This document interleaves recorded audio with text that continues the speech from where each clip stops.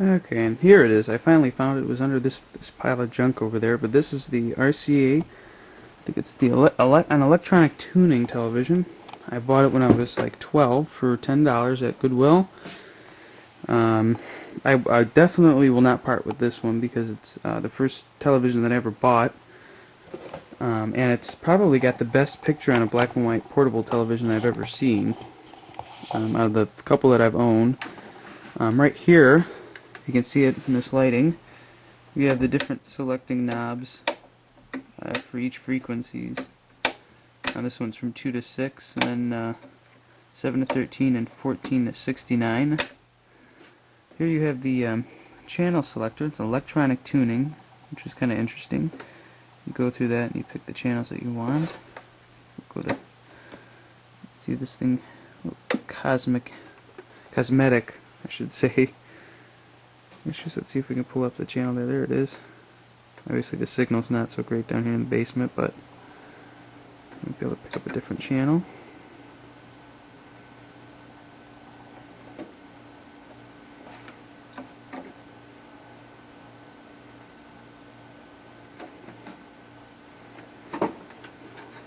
Well, you get the basic gist of it. I'm not sure when this was made. Let's see.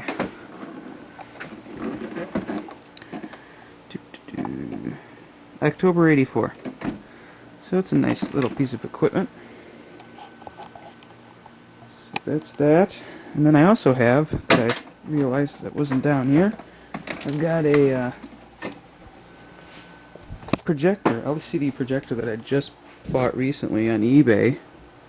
That's an Easy Pro 550, I think, if I'm not mistaken. And I have it hooked up here to a Panasonic, I think it's what is it, an LX 120 Laserdisc player. I think it's plugged in, all the stuff's plugged in here for it. Oh, maybe not.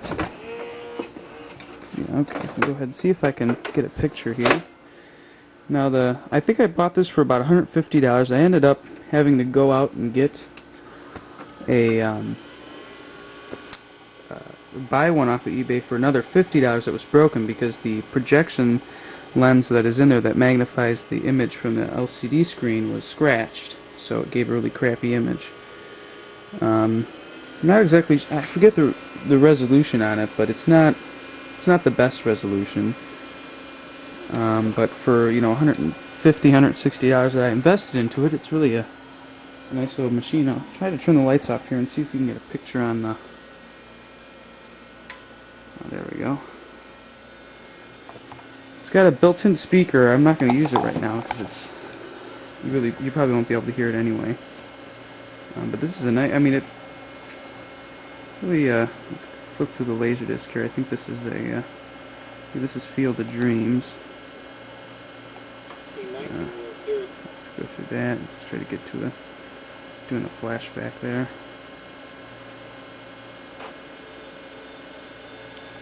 You won't be able to see it too well. There we go.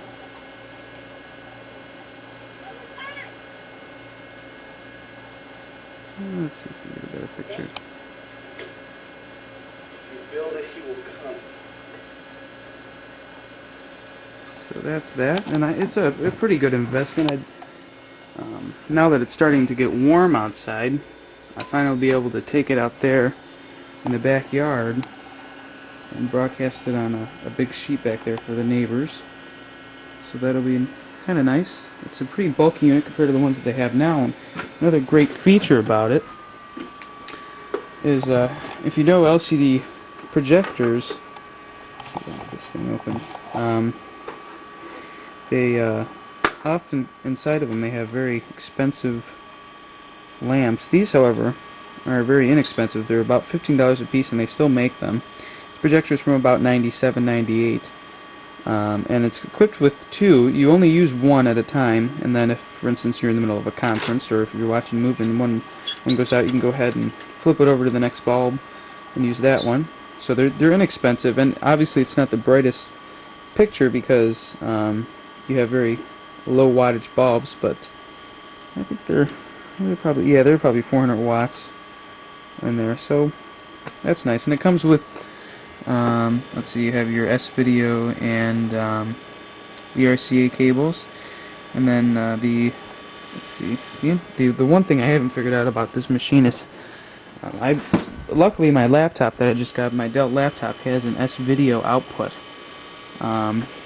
These, I'm guessing, are supposed to be for the inputs for older computers, for the CRT output, but this one here is a lot different from that one. That's the output, and that's the input, and that doesn't match what I have on my computer. I'm sure I probably have to buy an adapter of some sort. I have to get that to work properly. So that's that, and that's a Laserdisc player. Those are one of my favorite formats. I probably have most of my movies on Laserdisc. It died out right when I was about 6 years old, so that was in '97 when some of the last Laserdiscs were produced, so I kind of missed that.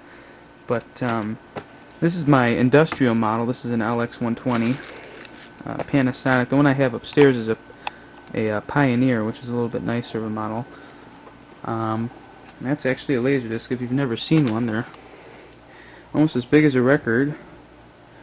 And yep, you can definitely see yourself in them. This one here is GoldenEye. The picture is slightly better than a VHS cassette, but not as good as a DVD. They're a cheap, inexpensive format, and they don't make them anymore, but I prefer them to VHS. They're kind of nostalgic. They're fun to play around with. They're a little bit more reliable than video discs, CED video discs, which I collected for a while. Until they're just, CED video discs are just too impractical, because you can only play them so many times before they get worn out, and of course then you have to replace the needle after that. So there's nothing really else interesting there. There's a Cornet, that's a typewriter there that I got from the same person who gave me my Wildcat record player. That survived a fire. That was actually in my room when the house fire happened, and I salvaged it, and it still works, and it takes a cartridge instead of a ribbon.